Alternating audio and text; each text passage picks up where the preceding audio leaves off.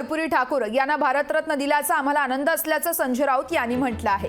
त्याचा भाजपला बिहारमध्ये फायदा होईल असं देखील राऊतांनी म्हटलंय। तर सावरकरांना भारतरत्न देण्यापासून भाजप पळ काढतंय असा हल्लाबोल संजय राऊत यांनी केलाय।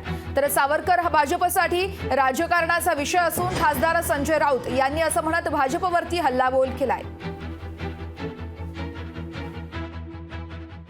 आम्ही प्रत्येक वेळेला वाट पाहतोय की स्वातंत्र्यवीर सावरकरांना भारतरत्न दिलं जाईल।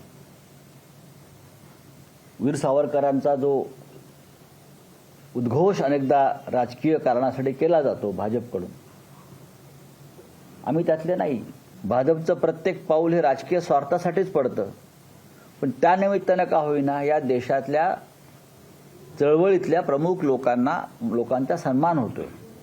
मग वीर सावरकरांना उपेक्षित का ठेवलं जात आहे हा जर आमचा प्रश्न असेल तर तो तसाच आहे ना। ज्याप्रमाणे तुम्ही रामाचं राजकारण करताय तसं वीर सावरकरांचंही करताय। वीर सावरकरांना भारतरत्न द्यावं ही आमची मागणी कायम आहे आणि भारतीय जनता पक्ष या मागणीपासून का पळ काढते हे त्यांनी एकदा लोकांसमोरून स्पष्टपणे सांगायला हवं। लोकशाही मराठी ऐका, पहा, जागरूक रहा।